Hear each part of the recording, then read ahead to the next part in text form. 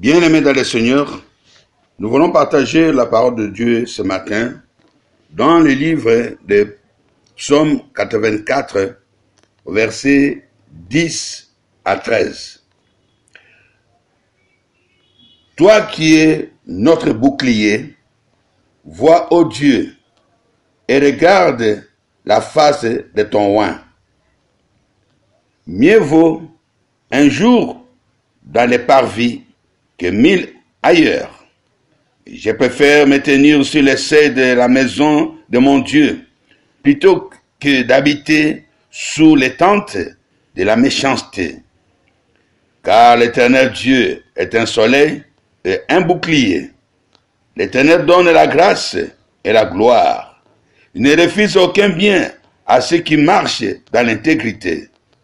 L'Éternel des armées, heureux l'homme qui se confie en toi.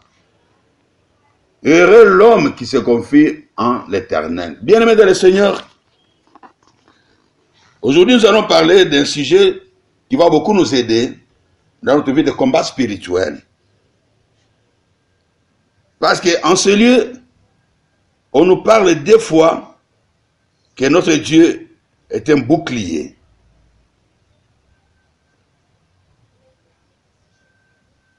Toi qui es notre bouclier, au verset 10, et au verset 11, la Bible déclare, bien-aimé dans le Seigneur, plutôt verset 12, car l'Éternel est Dieu, et un soleil, et un bouclier.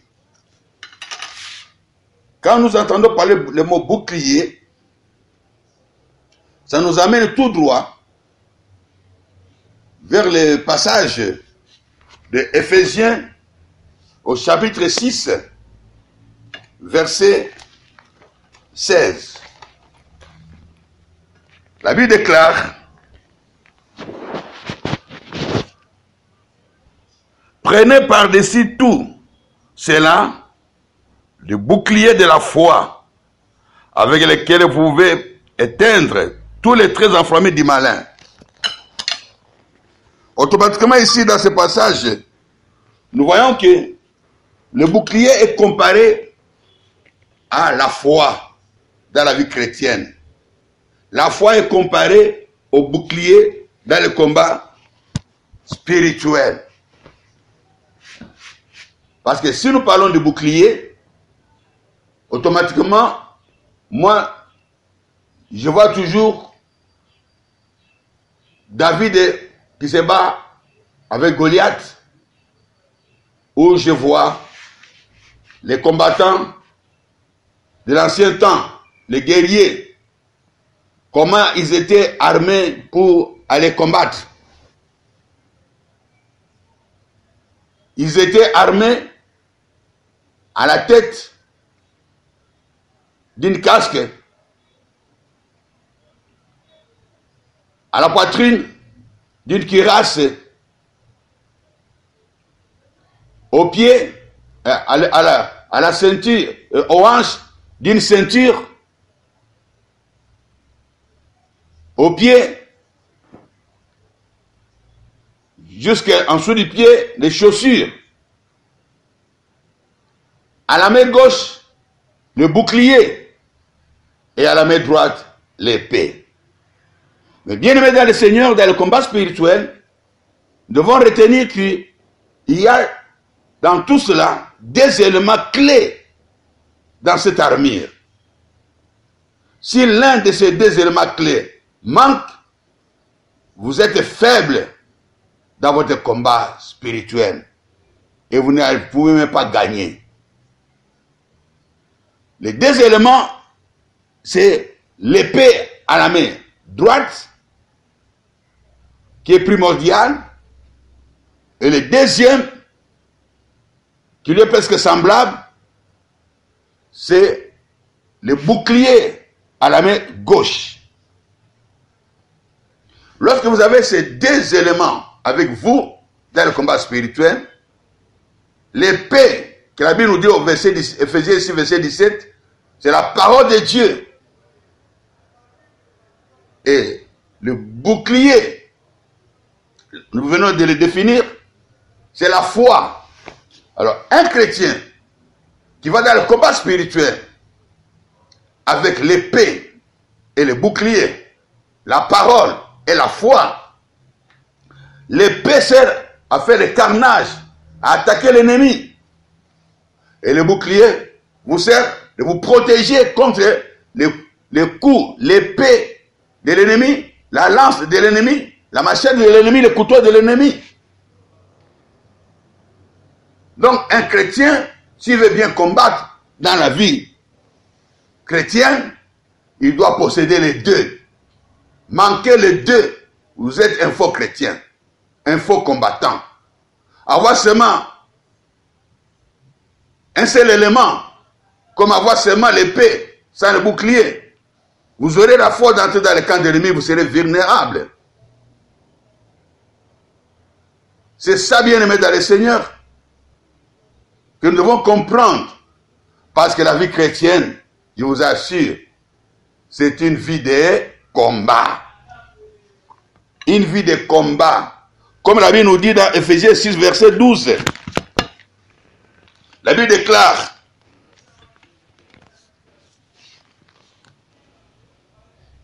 il dit ceci, car nous n'avons pas à lutter contre la chair et le sang, mais contre les dominations, contre les autorités, contre les princes de ce monde des ténèbres, contre les esprits méchants dans les lieux célestes. Oh bien-aimé, ici on nous fait voir même l'ampleur du combat. Ce n'était pas un combat contre n'importe qui. C'est contre ceux qui nous dominent. Ceux qui règnent dans nos vies, dans nos familles, dans nos villes, dans nos pays, dans le monde spirituel, bien sûr. Et contre les esprits méchants dans les lieux célestes. Voilà le niveau des combats. Le combat est trop élevé. Sans l'armure céleste, tu ne peux jamais gagner, parce que c'est un combat spirituel d'abord, et tu es concerné par ce combat, que tu le veuilles ou pas. Chrétien ou pas, tu es concerné par ce combat, par cette lutte. Et la Bible déclare que c'est une lutte. Parce qu'une lutte, c'est un combat corps à corps. Un combat corps à corps, il n'y a pas d'arbitre, il n'y a pas d'état mort comme dans la boxe. Dans la boxe plutôt. Il n'y a pas d'état mort comme dans la boxe. Quand vous commencez, il n'y aura pas l'intervention de quiconque. Vous allez jusqu'au bout, jusqu'à ce qu'il y ait un vainqueur, un vaincu. C'est ça, bien-aimé. C'est ça la lutte. C'est ça le combat du chrétien. Ce n'est pas le fait que j'ai gagné hier, j'ai gagné aujourd'hui. Non. Quand les boxeurs sont sur les rings, ils ont, par exemple, 12 rounds. Ce n'est pas parce que tu as gagné au point 9, 10 rounds. 11e, c'était match nul, que tu as gagné le combat. Non. Il faut aller jusqu'au bout. Parce que si tu dis que non, c'est déjà fait, parce que 10 rounds, j'ai gagné 11 matchs nuls. Ah, donc je vais seulement gagner 11e. Et à partir de ce moment-là, tu baisses la garde. Parce que tu es sûr de toi. Mais lui, il a vu ta faiblesse.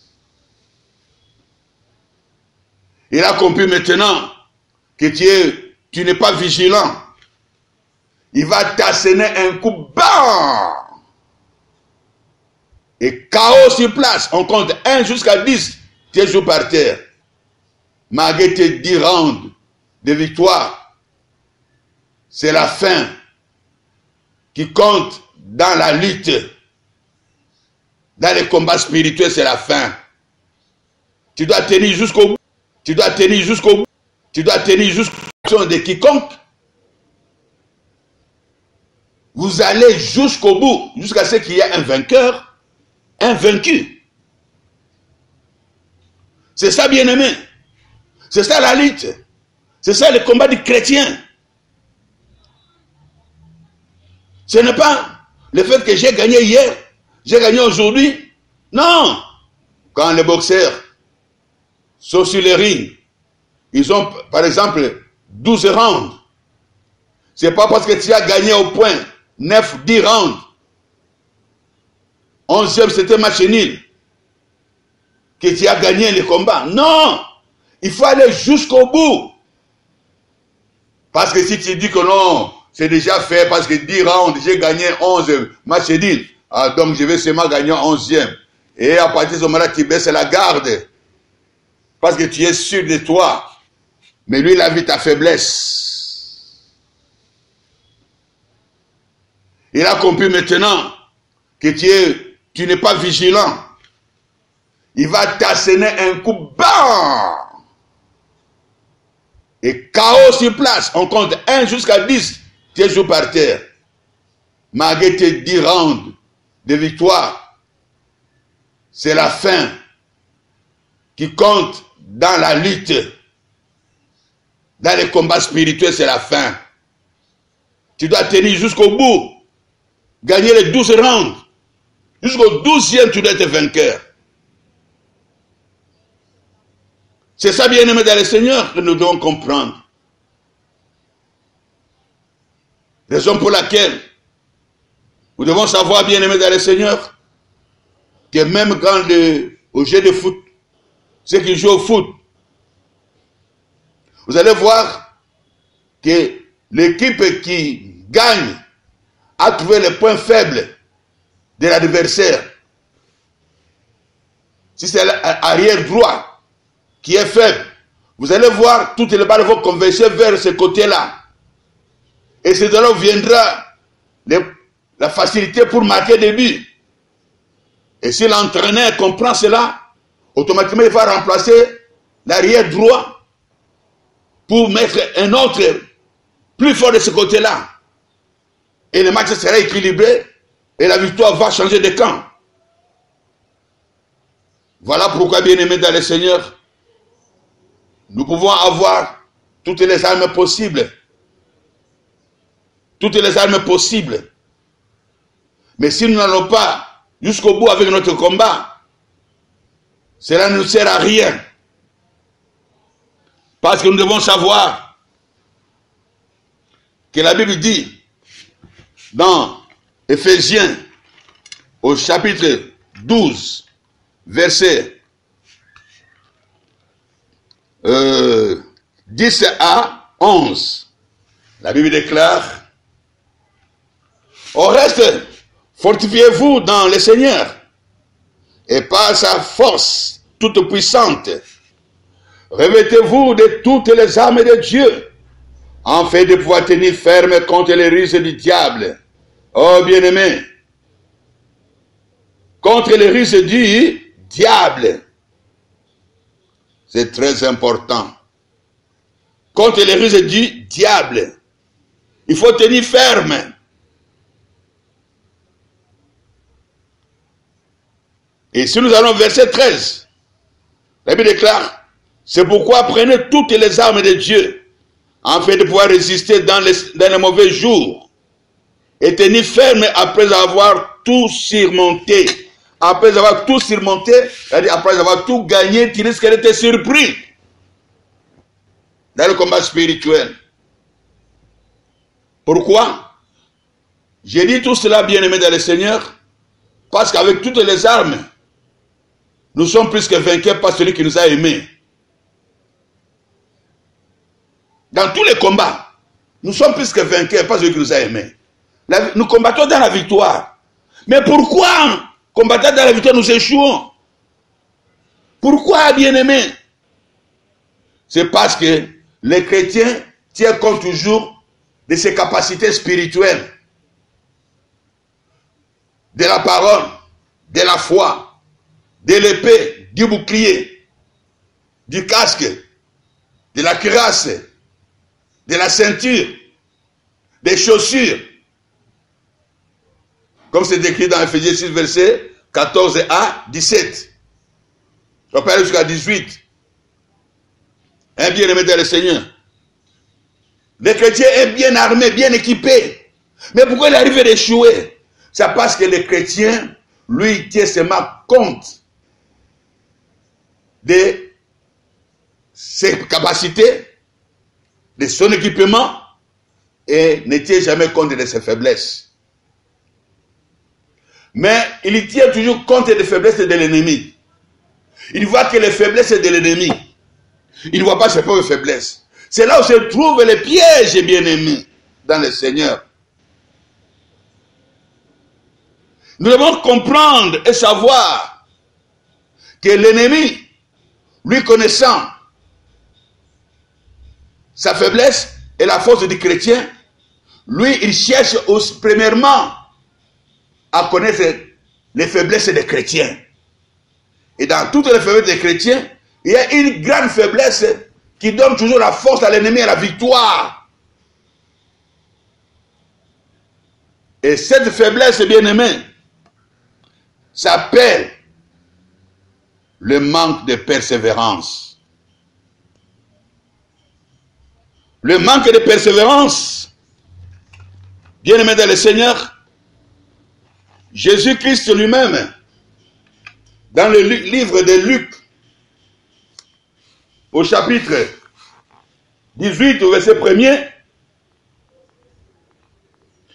et au verset 7 à 8, verset 1er nous dit, Jésus leur adressa une parabole pour montrer qu'il faut toujours prier et ne pas se relâcher. Qu'il faut toujours prier et ne pas se relâcher. 7 à 8. Et Dieu ne fera-t-il pas justice à ses élus qui crient à lui jour et nuit? Et tardera-t-il à leur égard?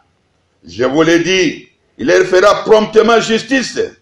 Mais quand le Fils de l'homme viendra, trouvera-t-il la foi? Alléluia!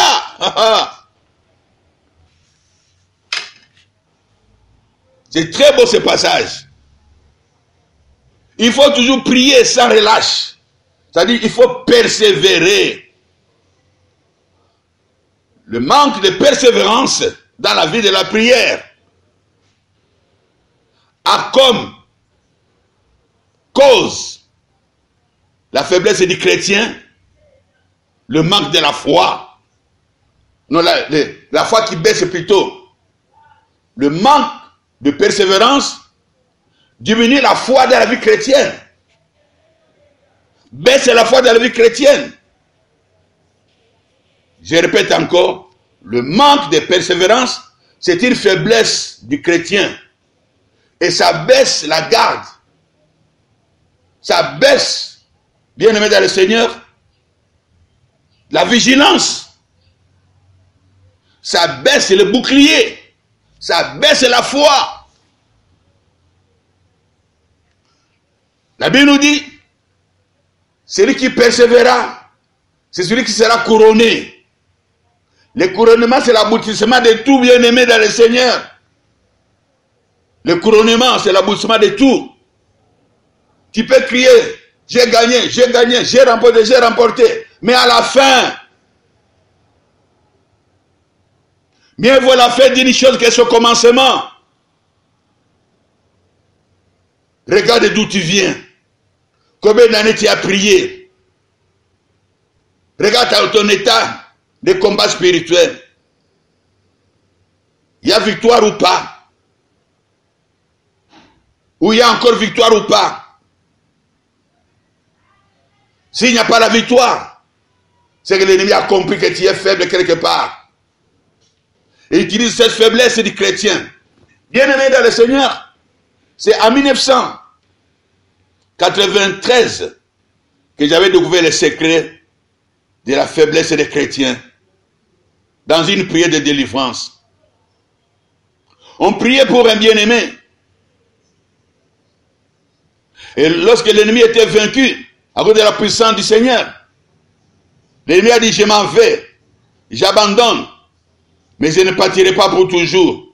Je vais revenir, parce que je suis habitué avec les bénédictions de la personne. On me l'a donné depuis son enfance. C'est son étoile qui me fait, qui fait ma richesse. Je vais revenir. Malgré que vous lui avez montré beaucoup de choses, comment me combattre. Mais je connais la faiblesse des chrétiens. Je reviendrai. La faiblesse des chrétiens. Alors je le dis, le chrétien n'est pas faible en Jésus, il est fort. Je dis oui, en Christ vous êtes fort. Mais retenez que vous commencez, vous abandonnez toujours à mi-chemin. Vous prenez des décisions, mais vous essoufflez vite. Je vais attendre lorsqu'il va être essoufflé. Je vais attendre lorsqu'il va baisser la garde. Et je vais revenir. Et quand je reviendrai, vous ne saurez même plus l'aider. Bien aimé, à partir de ce jour-là, j'avais compris que j'étais aussi concerné. Nous prenons beaucoup de décisions. Je vais faire ceci, je vais faire ceci, je vais faire ceci dans le Seigneur. Pour combien de temps? Oh, bien-aimé, la persévérance nous rend forts. La persévérance augmente notre foi. Plus tu as de victoires, plus ta foi augmente à cause de la multiplication des trophées. Tu te sens encore plus fort. Mais si tu ne persévères pas, ton bouclier, oh bien-aimé dans le Seigneur, va baisser. C'est ce que je vais vous expliquer maintenant. Le bouclier, c'est un élément de combat dans l'armure qu'on tient à la main gauche pour parer, pour bloquer les flèches, la lance. Quand je dis flèche, c'est plusieurs flèches qui vont venir. Tu peux le bloquer en une seconde, 4-5 flèches. La lance qu'on va te lancer, ou l'épée, ou le couteau, ou la machette, que l'ennemi va utiliser contre toi. Bien-aimé, tu pourras résister tout au long du combat, tant que le bouclier est levé. Parce que lorsque le bouclier est levé, le bouclier est au niveau de la tête ou dépasse par la tête. Ta tête est protégée. Lorsque le bouclier commence à descendre, la tête est plus protégée, le cou n'est plus protégé, plus ça descend, la poitrine est plus protégée. Tu deviens vulnérable. Mais tant que le bouclier est levé, l'ennemi peut tout faire, changer même de ses armes, de l'épée à une flèche, à une lance. Le bouclier sera toujours paré à cela. Mais lorsque le bouclier baisse, tu deviens vulnérable, l'ennemi peut t'atteindre et faire de toi un chrétien ridicule. C'est ce qui est très important. Et pourquoi le bouclier peut baisser? Retenez ceci, que le bouclier n'est pas fait du papier ou du carton ou du plastique. Le bouclier est fait de fer. C'est avec du fer qu'on fabrique le bouclier. Et ce fer-là, c'est un fer qui pèse. Pour que rien ne puisse transpercer ce bouclier-là, ce fer-là. Et ce qui pèse, c'est tout à la main gauche. Et la main gauche doit supporter ce bouclier pendant tout au long du combat. Pour que ça ne puisse pas baisser. C'est difficile, bien aimé, de tenir le bouclier toujours levé pendant tous les combats. Ça peut durer longtemps. C'est très important, bien aimé dans le Seigneur, de comprendre cela. Parce que si tu comprends cela, tu as beaucoup gagné. La Bible nous dit dans Ephésiens 6, verset 12. Non, verset 10. La Bible déclare ceci. Au reste, fortifiez-vous dans le Seigneur. Bien aimé, le bouclier, dans le combat spirituel, c'est la foi. La foi, c'est un élément céleste. Un produit céleste. Ça n'a rien à voir avec le monde. Ça n'a rien à voir avec le visible. C'est une chose qui est céleste. C'est pourquoi, bien aimé, c'est seul qui ne peut pas tenir ce bouclier. Pendant tous les combats, nous parlons du combat spirituel. Il faut trouver la force dans le Seigneur. Il faut trouver la force dans le Seigneur pour soutenir ce combat pendant tout le mois de la lutte. Et comment peut-on pratiquement nous fortifier dans le Seigneur? Oh, bien-aimés dans le Seigneur, nous pouvons nous fortifier dans le Seigneur si nous avons la foi. Nous ne baissons pas la garde. Et je vais vous donner un exemple terre à terre que j'ai vécu il n'y a pas longtemps. Je me rappelle bien un jour, une nuit, vers 1h du matin, j'étais au salon et la sentinelle qui est dans la cour était là en faisant son travail et j'ai entendu beaucoup de miaulements de chats. Des chats qui miaulaient comme des enfants qui pleuraient, comme des humains. J'ai trouvé ça anormal. Et ça miaulait du côté où était toujours la sentinelle. Il dit, la sentinelle n'est pas là ou pas? Je sors par la porte de derrière pour contourner pour voir ce qui se passe. De loin, je vois des chats en train de miauler devant la sentinelle. Là, je me suis approché, les deux chats ont fui. Et j'ai vu la sentinelle en train de dormir comme un bébé sur son coussin. Et j'étais étonné de voir ce comportement-là de la sentinelle. Alors qu'est-ce que j'ai fait? Dis bon, je ne vais pas les réveiller, mais je vais nous faire comprendre une bonne leçon aujourd'hui.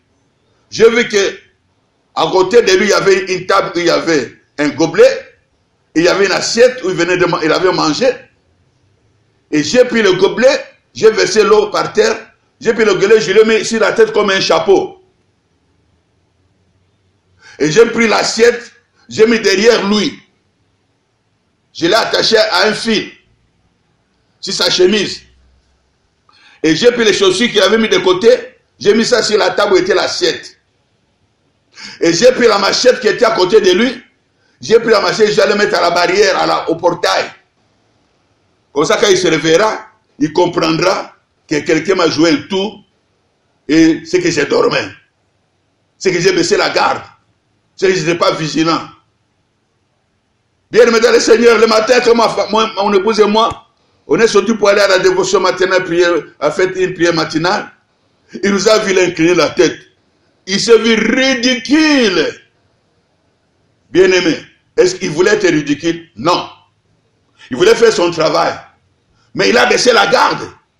Au lieu d'être vigilant jusqu'au matin.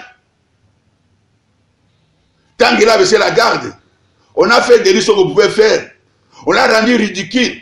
C'est pour ça qu'il y a beaucoup de chrétiens aujourd'hui qui sont ridicules. Malgré leur prière. Parce qu'ils ne persévèrent pas dans leur vie de prière. Ils baissent la garde facilement. Ils sont fatigués dans leur vie de prière. Ils ne persévèrent pas dans leur cri vers l'Éternel. Lorsque le Fils de l'homme reviendra, trouvera-t-il la foi? Tu as la foi, c'est vrai. Mais tu dois prier dans la foi. Mais tu dois persévérer. Alors pour que le bouclier ne baisse pas, bien aimé dans le Seigneur,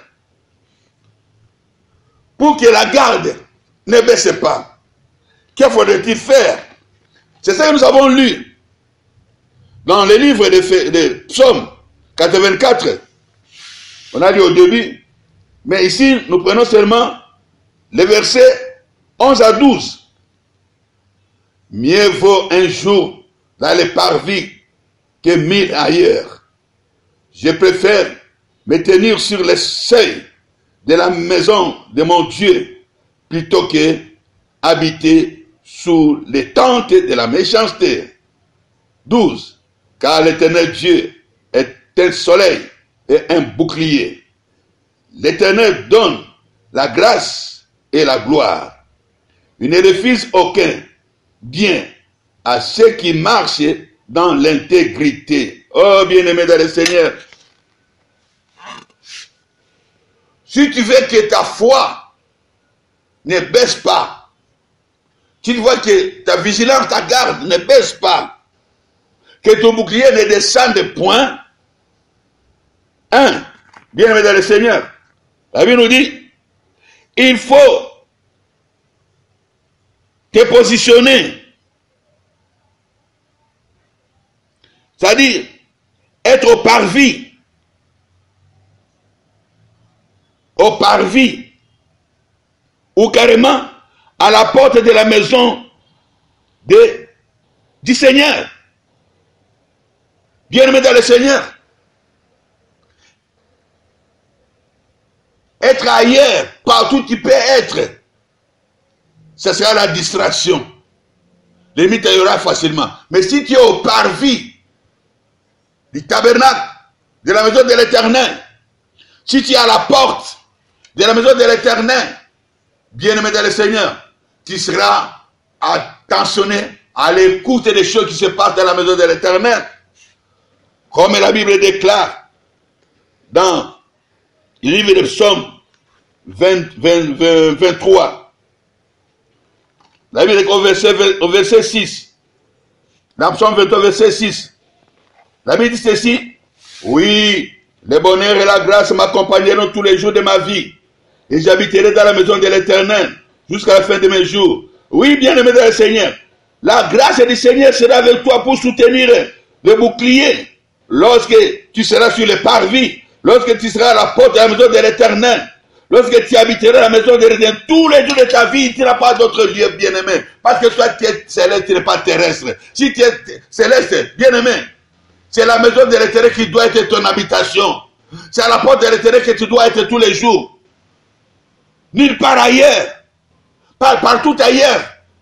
Satan règne. Satan va te rendre faible. Mais tant que tu seras au niveau des parvis, tant que tu seras à la porte de la maison de l'Éternel, tant que tu vivras dans la maison de l'Éternel, bien-aimé, tes prières seront toujours entendues. Dieu écoutera toutes tes prières. Et ta foi sera toujours en haut, jamais en bas. Je répète, ta foi sera toujours en haut, jamais en bas. À cause de ton emplacement, à cause de ton positionnement, à cause de car cette position te permet d'être en contact avec ton Dieu, le Dieu qui est tout puissant. Et deuxièmement, ce qui nous dit que toujours dans le psaume 84, bien-aimé dans le Seigneur, au verset 12, à la fin, la Bible déclare, il ne refuse aucun bienfait, il ne refuse aucun bien à ceux qui marchent dans l'intégrité. Le deuxième point, c'est marcher dans l'intégrité. Le premier point, c'est être au parvis à la porte du temple de l'Éternel et dans la maison de l'Éternel. Le deuxième point, c'est marcher dans l'intégrité. Tu ne manqueras de rien. Tu verras toujours la gloire de Dieu. L'ennemi te cherchera, il ne pourra jamais t'avoir. Il peut rôder comme il veut. Tu vas lui résister et il fera loin de toi. Parce que tu marches dans l'intégrité. Et tu verras la puissance de Dieu. C'est déversé en toi. Comme cette puissance était dans la vie de David. Devant Goliath. Malgré tout ce que Goliath avait comme armure. Il ne pourrait rien faire devant David. Parce que David avait son bouclier. Il a dit, toi tu viens devant moi. Avec les javelots, les boucliers et la lance. Mais moi, je viens vers toi. Au nom de l'Éternel. Cela veut dire, au nom des boucliers qui est l'Éternel, mon Dieu. Qui est avec moi.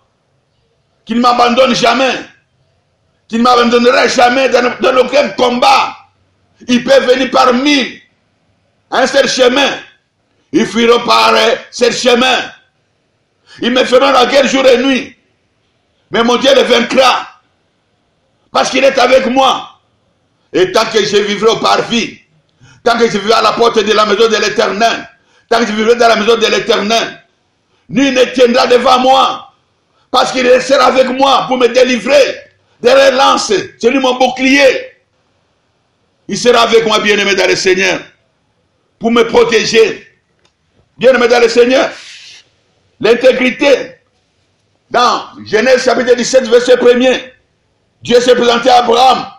Il a dit à Abraham, Abraham, je suis le Dieu Tout-Puissant. Marche devant ma face et sois intègre. Oh, bien-aimé dans le Seigneur.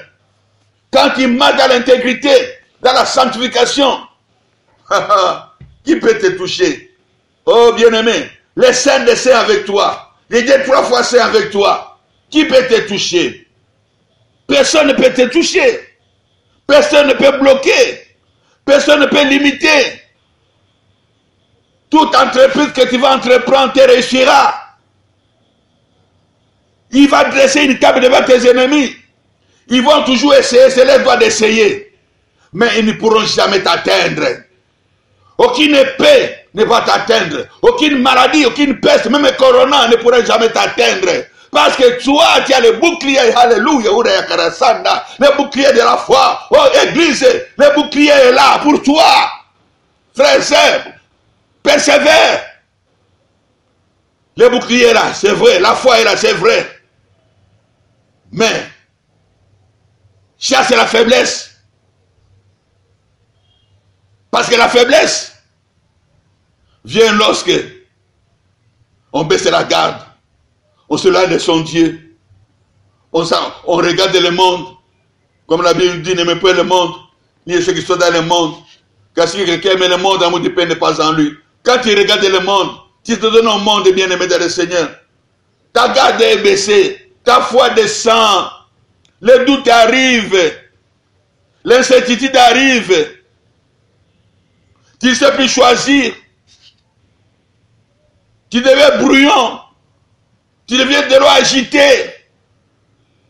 Tu ne sais plus voir. Et l'ennemi en profite. Il en profite des bien-aimés. Et il te rend ridicule. Voilà comment il a rendu Samson ridicule. Samson était devenu la risée de tout le monde. Parce qu'il avait baissé la garde. Parce qu'il n'était pas attaché aux promesses de son Dieu. Aux directives de son Dieu. Et l'ennemi a découvert sa faiblesse. Et les grands vaillants héros qui gagnaient des combats seuls contre tous les Philistins est devenu ridicule, risé de tout le monde. Et lorsqu'il a compris, il a dit non, mon Dieu est vivant. J'ai mal fait. Seigneur, je reviens à toi.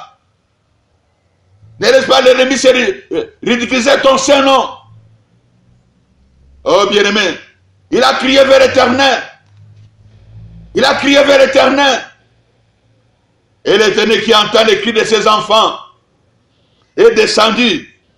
La puissance d'en haut est revenue en lui. Oh bien-aimé, la Bible nous dit, en un seul moment, il a éliminé tous ses ennemis et tous ses criés de lui. Bien-aimé, il n'est pas encore tard. Tu es faible, c'est parce que tu as baissé la garde. Tu es faible, c'est parce que tu as arrêté de prier pendant un certain temps. Tu es faible, c'est parce que tu as regardé au monde. Tu es faible, c'est parce que tu t'es contenté de la vie du péché. Maintenant, ressaisis-toi. Lève ta tête. Et lève tes yeux. Commence à prier. Jusqu'à ce que tu verras la réponse. Quand la réponse viendra. Même si ça tarde, attends-la. Qu'aucun découragement ne baisse pas ta garde plutôt. Ne baisse pas ton bouclier. Continue jusqu'à la réponse. C'est lorsque tu verras la réponse que tu vas commencer à dire merci Seigneur. Mais continue toujours bien-aimé dans le Seigneur. Tant que tu n'as pas vu, ne compte pas le nombre de jours, ne compte pas le nombre de semaines, ne compte pas le nombre de mois, ne compte pas le nombre d'années. Mais ça fait 10 ans. 10 ans c'est quoi? Un homme a entendu 36 ans, 38 ans. Bien-aimé dans le Seigneur. Il a entendu pendant des années. Mais le jour où il a vu Jésus agir, il a quitté Bethesda. Il a quitté la piscine pour aller maintenant glorifier le Seigneur. Mais tant qu'il ne voyait pas, il était toujours là. Il attendait toujours. Il savait que ici je suis. C'est qu'un miracle se produira. Bien-aimé dans le Seigneur. Il y a un miracle qui t'attend. Toi qui persévères. Ne regarde pas ta peau. Ne regarde pas ta famille. Ne regarde pas ton entourage. Regarde à Christ et persévère, bien-aimé. Ne laisse pas ta foi diminuer. Jésus est vivant, Jésus est réel. Il a vaincu, bien-aimé, dans le Seigneur. Qu'est-ce que je peux encore te dire? Oh Dieu de gloire, touche le cœur de mon frère, touche le cœur de ma soeur, augmente la foi, Seigneur, augmente la foi, la vie de sanctification, la vie de prière à ton peuple, afin que le monde sache que tu es vainqueur, que tu es vivant, que tu es réel. Que ton nom soit béni, toi qui nous as parlé, que ton nom soit élevé, toi qui dis à moi la chose arrive, et que tout la gloire te revienne. Toi, les saints des saints, les saints d'Israël, Dieu de miséricorde, avec action de grâce, au nom de Jésus-Christ, nous t'avons prié, Père, et nous en tous. Amen. Amen.